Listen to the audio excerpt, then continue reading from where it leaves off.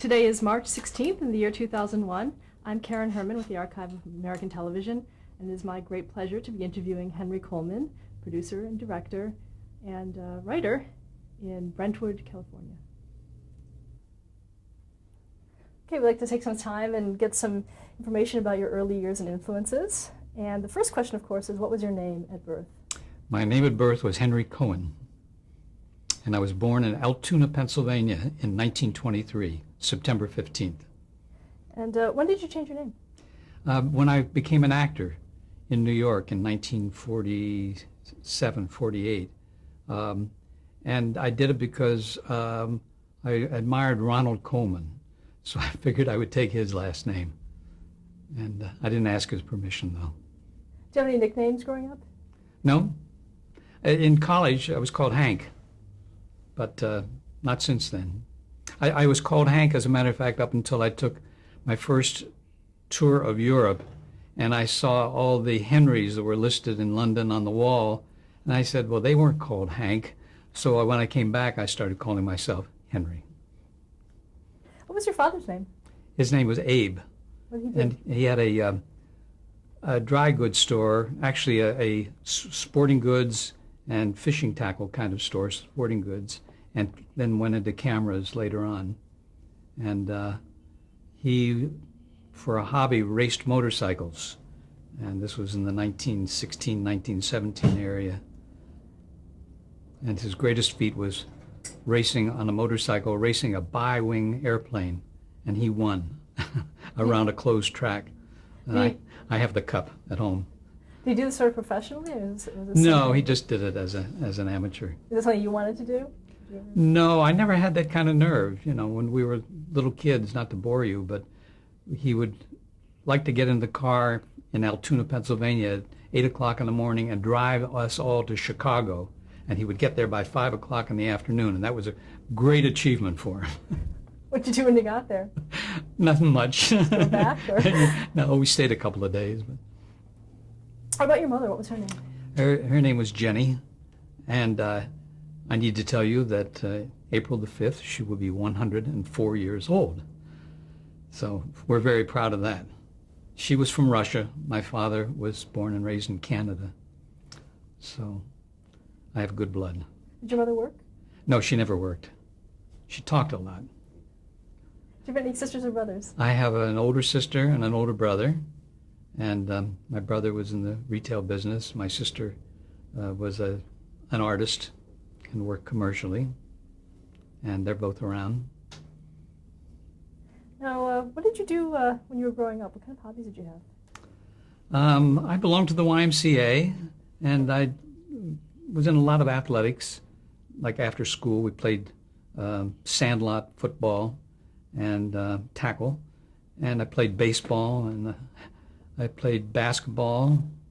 One of my heroic feats was one time in the game putting the ball in the opponent's basket by mistake, but they didn't hold that against me too much. So you can see I wasn't really, big league material. Were you interested in the cinema at that time? I went to the movies a lot. You know, it was like when we were kids, you'd go Saturday afternoons. And I would go to the Olympic Theater in Altoona, and I would see the Tarzan movies. And I wasn't too fond of Westerns, but I liked action films. And then on a Saturday afternoon, you came out of the theater, and you could hardly see because the sun was so bright and you'd been in the darkness so long. So you kind of stumbled your way along. But I was in a lot of plays in junior high school and high school, and enjoyed that very much. And I kind of knew all the time that I wanted to be in this business. Was there a specific field that you wanted to be in within the business? I didn't know. I guess I thought about acting some of the time, but I didn't know enough about it. Did you listen to the radio? Was that something the radio, was that something? Yeah, sure. I listened to some of the dramatic programs on radio, and of course the musical programs, Glenn Miller and his orchestra, and shows like that. But I leaned toward the dramatic shows on television, on radio. Who were your favorite entertainers? Well, I liked Eddie Cantor. That dates me. I liked, I enjoyed watching Al Jolson in his films. Um, I liked Freddie Bartholomew, Spencer Tracy. I was a big fan of his in the movies. And Jackie Cooper I liked too, because we share the same birthday. How did the Depression affect you and your family? You know, we were never aware of it. My father kind of kept it close to his chest. Um, I'm sure there were days when he didn't make very much money, but he never talked about it, and we got through it okay. So I really wasn't aware of it. Also, what high school did you attend? I went to Altoona Senior High School, and we had a graduating class of 1,086 students. And as you can see in my notes, I was the president of the class. And one of my favorite classes was the drama class, dramatics, with a lady by the name of Carolyn Cox, who had the greatest influence on me because she took pains to make sure that I was developing whatever talents I was showing at that time. Were you interested in writing at that time? Yes. When I was in like 5th or 6th grade, we had to write a biography, if you can imagine that. And I happen to still have that at home, like a 3-page thing in my own inimitable handwriting. And also, we had typewriters in my grade school, which was a great innovation. We had every class from the 1st grade to the 6th grade at school was given typewriters. And I think it was part of an overall program to see if students would develop faster if they had them. And again, I've got a neat picture of myself like in the 3rd grade sitting at my desk with a typewriter in school. So did that affect your career later? Were you really a good typist? Well, I'll tell you how it helped my career. I took typing in high school, and it was the best thing that I took because when I went into the Army in 1943, I was able to get out of KP duty by working and volunteering as a typist in the office. So that always got me through. So what did you do after you graduated from high school? The first summer that I graduated high school, I worked for the city as a laborer on the street repair gang because I wanted to build up my muscles. And I dug ditches and repaired streets and mowed some of the fields that belonged to the city. And then in the fall, I had applied to the University of Michigan because a local friend was going there. And I went there in September of 41. And did you graduate from there? No, I got called up into service in 1943. I should point out that I was very anxious to take radio broadcasting at Ann Arbor because they had a very strong, good course on that. I was trying to think of, well, there's a director by the name of David Rich who was there in that department as a student, and I was kind of influenced by some of the things that he was doing. But instead, when I got there, the student advisor said, well, there's going to be a war, you better get into something that's going to help you when you're in service, take engineering. And I was not made for engineering. I took all kinds of calculus courses and chemistry and everything, and just barely got by. And I really was saved by the Army calling me into service in February of 1943. Where did you serve? I was in the Army Air Corps, and I trained first as a pilot and didn't make it, so I was put in navigation school. And I trained in various bases around the U.S., in Texas and Louisiana, all the terrible, godforsaken kind of places you'd never want to be. And then I graduated from navigation school in Louisiana in June of 1944 and went for some training in Florida, and then was sent to Kansas where I saw my first B-29 and trained on that for a short time, and then was sent overseas in 45, early 1945, and served on the island of Saipan. with the 20th Air Force. Did you see combat? Hmm.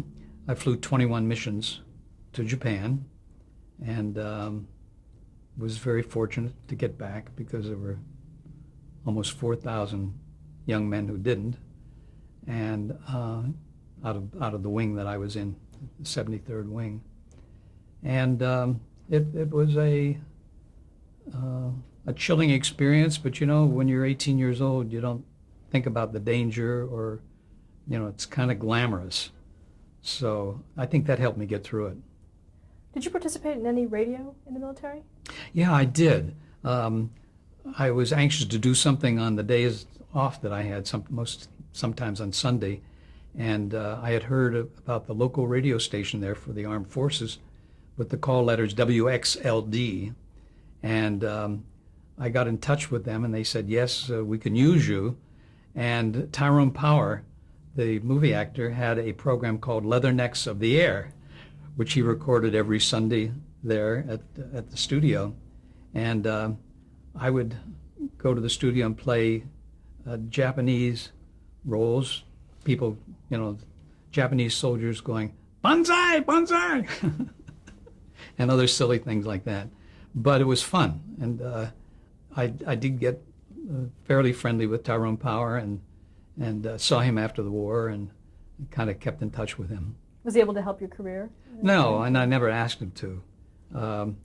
When he was working at 20th Century Fox after service, and I visited California, I went to see him on the set of Nightmare Alley that he was doing. That's the story in which he supposedly, as the character, bites the heads off chickens and does all sorts of rude things. And he was very cordial and very nice. And I enjoyed his friendship. Oh, and one other time when we were on Saipan, because he was a pilot, he asked me if I could arrange for him to fly B-29. And so I talked to my commander and asked him if it would be okay if Tyrone Power flew our airplane, and he gave the permission to do it. And it was fun. He took it off very well. I mean, it's a huge airplane, and he flew it very nicely and landed it, and we all had a good time. I have a picture at home of my crew and myself with Tyrone Power and standing in front of that airplane. So it was a nice experience. So when were you discharged? I got out in, I think, September of 1946, and I went directly to New York, to Columbia University, where I had been accepted, and this time didn't take engineering, but went into their drama course, and it was good. The reason I wanted to be in New York was the contact with theater. I didn't even think about any other thing at that time, but part of the training in the Columbia University course was given at the NBC studios, so that I had contact with producers in radio there, who actually were teaching and lecturing on the course, and then we would go in and record plays and programs in their studios. So it was very, very helpful. Oh, that was about 1947 or so? Yeah, early, middle of 46. Can you describe the NBC studios at the time? Well, of course, they were all radio studios, and the most important one was Studio 8H, which we didn't do any teaching in or lecturing, but that's where Toscanini and the NBC Orchestra, Symphony Orchestra, performed. And later, when I was working at NBC, I used to sneak into the rehearsals of that, and that was fun to do. But NBC was a very loose and friendly kind of place. You'd see radio personalities walking around, and people kind of just were very social and helped you out. And I didn't really have any aspirations at that point to work for NBC, so I wasn't trying to promote myself. I just was there for the course. And so you were at Columbia studying. Did you graduate? I graduated in 1949 with a BA in dramatic arts. And what did you want to do with that? I didn't think I wanted to teach, but I wanted to have it in case I did need to teach at some point. And what I had been doing even while I was at Columbia was doing some work on Broadway. And I'm jumping ahead a little bit because there's one thing I do want to talk about, and that is after I went to Columbia at the beginning in 46 and 47, I didn't want to go back, and I went with the Barter Theater, Virginia. And I'll make this brief, but it was the first state theater in the U.S., run by a man by the name of Robert Porterfield.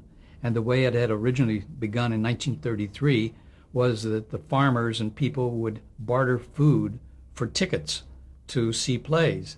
And that kept the actors from being hungry, and it got the farmers a little entertainment. And it evolved into a very good theater with a lot of good people. Gregory Peck had been there a couple of years prior, and I was there at the same time as Ernest Borgnine. And we did a lot of plays, and the summer was great, and I fell in love. And then, which didn't last too long.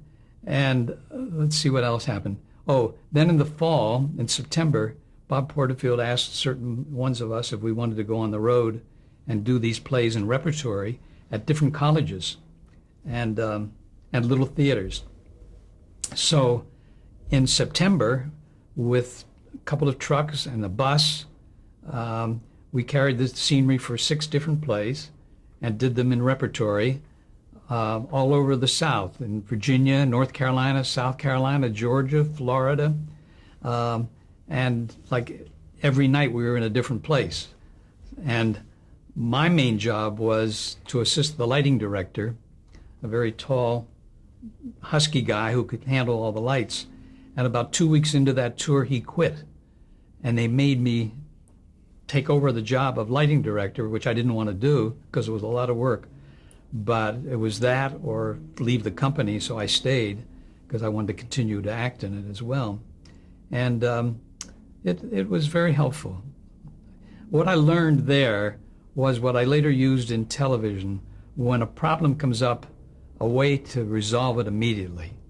And I can think of 12 different things right at the moment that happened in my career, but we'll get to those.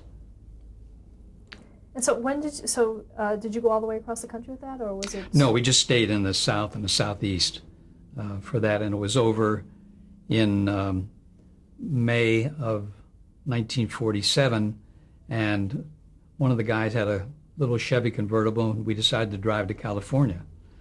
So that's how I made my first trip to California, and that's how I got my first job with the Coronet Theater in Los Angeles. I went in to audition, and they needed an assistant stage manager as well. And it was with T. Edward Hamilton, who made a very nice reputation in New York with the Phoenix Theater later on. But the first play was Galileo, and I had the honor and pleasure of being in that with Charles Laughton. A man by the name of Joseph Losey directed it, and Bertolt Brecht had done the adaptation of the script, and Laughton had worked with him on the script. So every day was a learning experience there with Laughton and the other people on the show, and Van Heflin's sister was in it as well, and the actor by the name of Hugo Haas, but no one else of any major importance. But we opened and got pretty good reviews in the local LA papers, and I stayed for like 2 or 3 more plays, and I've forgotten the names of them, but I was stage managing and had little bit parts in them. And then in September, that's when I went back to New York and finished up at Columbia and graduated. So we can go from graduation at Columbia. I think Ross Reports on Television was the next move. Did you ever hear of that? Yes, but why don't you tell us what that was? That was like a weekly trade paper started by one guy who had a little office, and I was kind of like his reporter and part-time editor, and my job was to go around to the networks, ABC, CBS, NBC, and also Dumont, to talk to the production people and see what shows were coming up and who was going to be on the show and what they were doing. And this trade paper was mostly for people like in advertising to see what the new shows were going to be. And people also used it for employment purposes too. But it was like two of us, or maybe three at the most, that were turning this little paper out. Well, that was in 1948, so that was pretty early on. I'd like to go back and ask you, when was the first time you saw television? I think that in New York City, and believe it or not, it wasn't until like 1948 in a store window on Broadway, because I had not been to the 39 World's Fair, and I hadn't encountered it at all anywhere. And this was, believe it or not, Milton Berle, watching Milton Berle appear in a store window on television in early 1948. Oh, so even at your classes when you were at NBC, no, you didn't know what was going on, if you can imagine that. It wasn't talked about. So, and within that same year, you're already writing for Ross Reports then? Yes, yeah. So did you have access to a television so you could see? Well, finally, in that year when I was making my rounds interviewing, I did see, a lot of television, and I realized that that's what I wanted to do. And so when I was interviewing, I made sure that I interviewed the important guys who could give jobs. And that's how I slid into NBC, because the man that I had interviewed a couple of times, I got friendly with and kept checking in with. And he hired me as a production coordinator. And I had a desk that was made out of plywood, like 4 pieces nailed together, sitting in a hallway with like 4 other guys who were production coordinators. And we were each assigned a certain number of shows to kind of help in terms of the physical production. And for example, I would find myself for a little show, local show called Easy Does It, on which a young man and a lady were singers and sang and played the most popular songs of the day. I found myself not sneaking, but sidling into the Kate Smith show set. And when they were finished and off the air, I would mark with a pen on a piece of paper for the crew to bring those sets to the Easy Does It show so that we could have something, because they had no budget to build sets. So I was around codging sets from different shows. I mean, that's how my career began.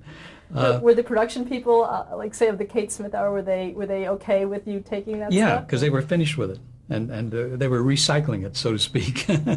Maybe that's where recycling started. I don't know. But it was kind of funny, to see this set behind Kate Smith on a musical number that she was singing, and then a day or 2 days later see it on Easy Does It. But I don't think people cared. Oh, this was in 49? Yeah, 48, yes. 48 and 49. Can you describe the NBC studios at that time? Well, Studio 8H had been converted to television, as had 8G, and where Philco Playhouse was coming out of. I don't know, I think Martin Keane Private Eye was coming out of it at the time that I was working there. And they just took a basic radio studio and added a grid for lights and certain drops of scenery, of draperies, and they didn't do much else. I mean, they everything was very crude. The audio was, of course, on a microphone on a cart that would protrude into the scene if the guys weren't too careful. And they had a terrific wardrobe and prop department downtown in an old warehouse, so that everything had to be shipped up to Rockefeller Center. You'd go down there and select it, and then they would ship it up to Rockefeller Center, and you couldn't get anything bigger than the elevator. They had a freight elevator that was a certain size. I mean, it was bigger than a passenger elevator, but you couldn't get a lot into it. And I remember on subsequent shows where we did rear screen projection and had people in a car, the car had to be cut in a section, just the front seat, so to speak, because you couldn't get anything bigger than that in the elevator to get it up to the 8th floor of NBC. But as time went on, they got more clever about things. Now your first job was production coordinator. Now, what Yeah. exactly, aside from what you were saying about the sets, what exactly were your duties? I had to read the script, of course, and help the producer and directors of the show get all the facilities set up. They would tell me how many cameras they wanted, how many microphone booms, the kind of sets that they were going to put up, the wardrobe that they required, and I would facilitate all of these things. I would coordinate them getting them there to the studio on time from the facilities of NBC. And I was also responsible for making sure that the proper charges went against each of those shows that I was working on. So, there was not too much on the cuff. Who did you report to? I reported to a guy by the name of Robert Wade, who was head of that particular department. And I think there were probably about 8 or 10 production coordinators. There were also stage managers, as you know, working at that time, and they would work on the floor and work giving cues to the actors and setting up the cameras for the next scene or the next shot.